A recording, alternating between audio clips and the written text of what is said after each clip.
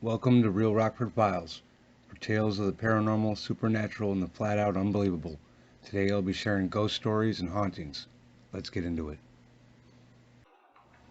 Story 1. I will make my story short so you're not reading all day. My brother passed away in July 2020. After he passed away, say about a month later, I was visited in my dream by what appeared to be him. He said, "Bruce, come see where I'm at. It's a great place," and started to pull my feet. I said, "Skip, I need to accomplish more here first.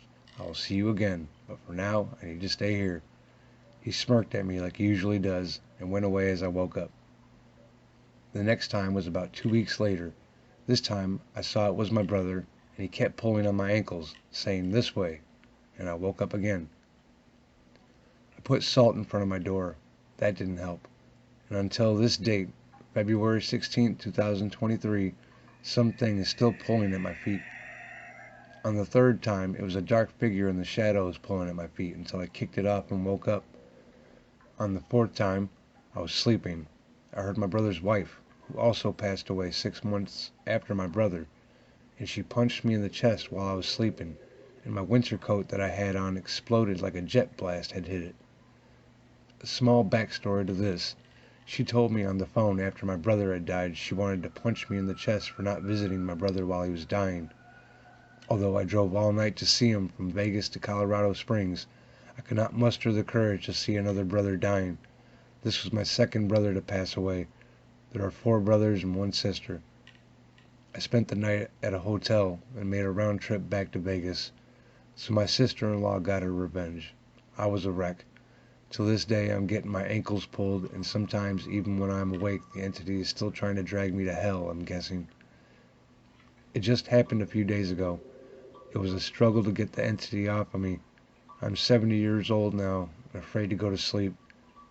I also live in a well-to-do old folks neighborhood, where in order for a house to go up for sale, usually someone's died in it. There are some houses that are 22 years old here, so that might have something to do with it. But the first 2 times, it was my true brother pulling at my feet. But when I told this story, other people have told me it might be evil entities posing as my brother, and not to go with them. I am strong enough still to oppose these entities, so at times they leave me alone, and this is my first time with evil spirits. I am still afraid to go to sleep because I will never know when they come back. They only pull my feet, and once my sister-in-law punched me in the chest like she said she was going to do. It's all very freakish living in this house for the last 3 years. Any ideas? It's 12:50 a.m., and I look at the clock every night, getting anxiety waiting to go to sleep. I usually don't go to sleep until I cannot stay awake. Any help? I won't burn sage because it smells like pot. Salt doesn't make sense to me. Telling them to stay away works for a while. My occurrences are around 3 a.m. to 4 a.m. Story 2. Today the story I'm going to tell you about is a true incident that took place with my mother and maternal aunt many years ago. My mother, with my aunt, was washing her clothes at a nearby well in the village. They were happily talking with each other. Suddenly a faint sound of a woman crying, along with her child, was heard from under the stone on which they were washing their clothes near the well. First they felt that it was just their imagination, but soon the sound became so loud that everyone got scared to death and started trembling with fear, fearing for their life. Suddenly a woman appeared behind my mother and all the other women and told them, "What you all are hearing is not your imagination, it is the truth. But if you get scared of it, it will not spare your lives, so better ignore it and keep quiet." The woman went far away from all of them after telling them this and vanished. All of them ignored the crying sound and came back. Later, my maternal aunt and my mother came to know that a young woman was cheated by her boyfriend, who refused to accept her after she became pregnant with his child, and he left her for another woman, who was rich in comparison to this woman. Soon she had a child born out of wedlock, and people used to make fun of her and insult her every now and then, asking her about her child's father, making her life more painful. One day she committed suicide by throwing herself in that well, but still people can hear her crying sound along with her little child crying in the same way, loudly as his mother. Many people have reported seeing her near the well on a full moon day in a sad state, along with her child, and no one from my mother's village dares to go there on a day where the moon is full, fearing their curse and getting scares of their lives. Perhaps she is still looking for her unfaithful boyfriend to avenge her miserable death, which he caused due to his greed for money. Whatever happened to that innocent woman was really unfortunate. I wish her boyfriend gets the punishment for what he did. But the woman who warned my mother and the other women who were washing their clothes was totally different. I still wonder who she was. I would like to have an explanation about that other woman, which all the women, including my mother, saw. Your opinion would help a long way. Kindly explain to me if anyone has heard of this before. I'd be very thankful. Story 3. A little backstory to before this experience happened. My husband and I had recently reconciled after 11 months long separation, which has almost resulted in a divorce. We have 4 children together, 3 adults now and the youngest in her last 2 years of high school. And to our surprise, this reconnect resulted in my pregnancy. I am a practicing eclectic witch, so I have protection in place. But in the midst of the chaos, I had neglected some of my protections. This may be important later on. This one particular morning, my husband had left for work and I decided to lay back down in bed. I didn't have to work that day, so I decided to get a few more hours of sleep as this was the early stage of my pregnancy. I had the TV on and decided to lay down and watch the early morning news until my eyes grew heavy. I was wide awake, so I knew I'd lay there for a while. I wasn't comfortable on my left side, so I turned onto my back, put my right arm over my eyes, and laid there for maybe between 10-15 seconds. I could still hear the news reporter talking about the weather when the right side of the bed sank down suddenly. It felt as if something was big enough to make the entire side of the bed sink down. I was instantly on alert and didn't want to move, and then the vision came in. As I lay there, an entity of a demon-like man started to crawl over me, but not on top of me. At first he had scraggly long dark hair, and a trench coat, and a huge body and face. Then suddenly he turned into this demon that continued to hover over me, but not touching me until his tongue protruded from his mouth and licked my left arm, which was on the left side of the pillow. I could actually feel the tongue, which felt like a cat's tongue. Its tongue wasn't connected to its mouth. It protruded out but wasn't connected. I heard a voice saying, "Don't breathe in its breath." So I tried holding my breath for a few seconds when it started to laugh. It knew I couldn't hold my breath very long. I hadn't taken a deep breath that would allow me to. In a panic, I suddenly shut my mouth. As I was trying to hold my breath, I started to blow onto my face. A dark black mist was coming out of its mouth. I had to breathe somehow, so I began to breathe short breaths to my nose. I started to think of the baby and protecting it. At that time, we didn't know the gender. I tried my hardest not to breathe in its breath, but I couldn't help it. It continued to laugh and started to lift up and away from me. That's when I got a look at it. It had a dark red and black face. Vision the Jeepers Creepers face without the nasty shine to it, and horns that came straight out and then bent back. Those too were black with a red tint. He continued to laugh and then dissipated. I waited a few seconds before moving, and then lifted my arm off of my face, sat straight up, and was in complete shock. I still don't know what it was trying to do, but I amped up my protection around the home and for myself, baby, and family. Story 4. My aunt on my father's side has resided in her current house for nearly the past 35 years. The house is settled within a comfortable suburban neighborhood just outside a highly commercialized area of Kingston, Ontario. Throughout most of the duration of her residency, all seemed peaceful and uneventful. Over the past 6 months, I have made multiple trips to my aunt's house to give her signed copies of my published books and also to engage in some leisurely chats with her before heading to work in the afternoons. Throughout my life so far, I have made so many trips to my aunt's house and never experienced anything out of the ordinary. It was never until fairly recently that I became informed of one particular incident that occurred during a relaxing Saturday afternoon in the summer of 2012. My youngest cousin was 12 years old at the time. She became bored that Saturday and decided to invite one of her friends to their house and spend the afternoon playing some video games in the basement. My aunt had recently purchased a new Xbox 360 as well as a copy of the new Just Dance game. For those who are unfamiliar, Just Dance is an interactive series of games in which the player performs a series of dance moves choreographed to the moves of live-action dancers on the screen, while modern or classic songs play in the background. The player is rewarded points for accuracy. They began playing and at first really enjoyed their time together as they tried to earn the highest score, while simultaneously laughing among themselves after making mistakes. The midday sun bled through the basement window and was positioned at just the right angle that they were able to clearly see their silhouettes on the television screen. During the middle of a song, their attention was abruptly diverted to their shadows on the screen.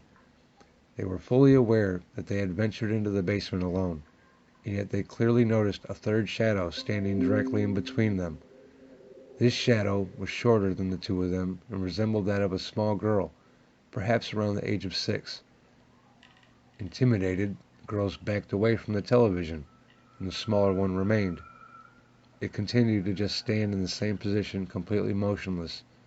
Instinctively, they fled the basement and apprehensively informed my aunt about the encounter while she watched some television in the living room. My aunt went into the basement to investigate, and the mysterious specter was no longer present.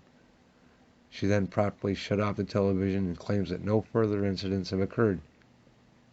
The following year, a cousin was celebrating her birthday and informed one of her other friends about the occurrence the previous year. Her friend assured her that she was a psychic and walked with my cousin to the basement to take a look. After a brief moment of analyzing the environment, she claimed to have spotted the vague image of a small girl sitting in the far left corner of the basement. Though no other sightings have taken place, I am highly intrigued and wonder if I may end up witnessing this phenomenon during my next visit to my aunt's. Story 5. To start with, the following experience was in 2020. It was around 5 p.m. and I was doing my homework. I was having difficulties in doing some of them. I asked my cousin to come help me, which she did, and I still didn't understand, which made me super frustrated. I don't like asking for help and hate feeling like a failure. All of a sudden I flinched and I felt like something overtook me. I didn't remember anything that happened after that. My sister was in the same room when she saw me breaking my blue pen and pouring ink all over my face. I started crying loudly, which I never do, and after a couple of seconds I started laughing hysterically, and that's when my sister got scared and went to call my mother. But when they came, I was already in my senses and went to clean my face, which I must not mention took so much to take the ink off my skin. After this happened to me, everything started being weird around me. I've been seeing tall dark figures staring at me sleeping, and sometimes when I'm sitting on the couch late at night, the figures seem to make me paralyzed, where I can only feel those big tears fall down on my cheeks, until I was no longer scared of those. I was always scared to talk to someone about this. They will always say that it's just in my head, which it is not. Those goosebumps, that fear, those sleepless nights, they used to scare me so much. My sister also complained of me talking in different languages which she's never heard of. I remember one of the nights where I went to the toilet, which is separate from my house. I have to open the main door, then go to the place where the toilet is. I remember turning on the lights of the corridor of my house when I returned. I was about to open the main door, which is transparent, and could see what was behind me, and in my ultimate horror there was a lady who was wearing a long night dress with green dots on it. I didn't dare to look back. I went inside, closed the door and turned off the light near the door and put on the lock. While walking to the corridor, I saw that the lights were off, and I was a bit terrified. Then I headed to the living room where my phone was. The music was on, which I didn't put on. Save Your Tears by The Weeknd was on.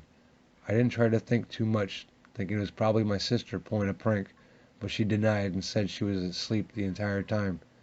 To this day, many horrific experiences happen to me, which I feel like they will never stop.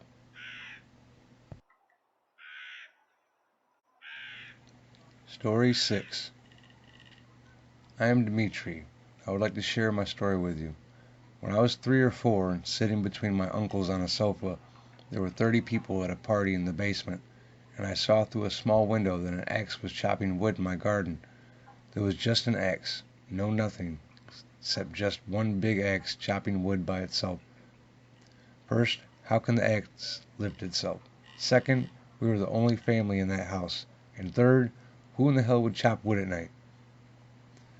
There is a large forest near the Nishaba, a river near my city, where many men drowned. There are 2 graveyards from ancient Ottomans, Romans, and even other older Slavic people. The wounded and those suffering from infectious diseases died there during both wars. In the early 1900s, a man murdered 2 ladies who were washing dishes near the river. Jews were killed there, and even in older history, there was a story that people saw fairies, which is how my city got its name.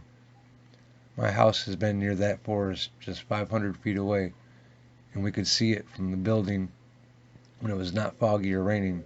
That whole area was known as haunted, but full of houses and buildings. Many years later, in 2018, when I was 16, my friend and I decided to walk through the forest, thinking that we were safe because there was a promenade along the river where hundreds of people were passing that summer, August 29th, 2018. It was 8 o'clock on a hot summer night, and we were now deep in the woods. We were deep in the forest, and suddenly we heard a scream, then a demonic growl, and then from the direction of the bank across the river, we saw red eyes shining. I later graduated from the Faculty of Forestry and am also a hunter. I know every sound in nature in my part of the country, and that sound does not originate from any animal. My side of the shore, where I was not as haunted as the one across the river, beyond which stretched that forest into no one was ever allowed to enter. When we started to run, the road behind us suddenly disappeared and was covered with thick grass, so we ran through the bushes and came out completely scratched. When we got out of the boardwalk, my hands were shaking so much while we were sitting on the bench that my friend had to light a cigarette for me to calm down. Following that traumatic experience, I was inspired to begin believing in God. For that, I am praying every day, twice during the day, and going to church every week. After that, nothing similar happened to me because I was religious and wore a rosary with a cross and holy water. That gives me chills even today, and I am 21 years old. Story 7. In 1992, at the age of 16, I had moved in with my aunt for a short while. It was during that stay that I experienced my second paranormal encounter. The first time I saw the little girl, I was not alone. My aunt was also a witness. While talking amongst ourselves, we happened to notice a young girl standing outside towards the edge of the road. She looked to be 10 years old and was just standing there looking at us. It was how she looked and what she was wearing that stuck out to me. She had long, dirty blonde hair that looked as though she hadn't brushed it in a while or bathed either. She appeared to be wearing a long nightgown, something I remember seeing and wearing as a little girl in the early 1980s. This was odd to me because it was the middle of the afternoon. Naturally, my aunt and I became focused on the girl and watched as she just stood there staring at us and then running off into the vacant piece of land next to my aunt's house and vanished. We couldn't believe it. We said nothing about it to each other. A little more time went by without any other occurrences until one day I happened to be looking out the same window that we had seen the little girl in, and there she was. Like the last time, she was just standing there staring at me. We stood staring at each other for a couple of minutes before she once again took off running into the lot and disappeared.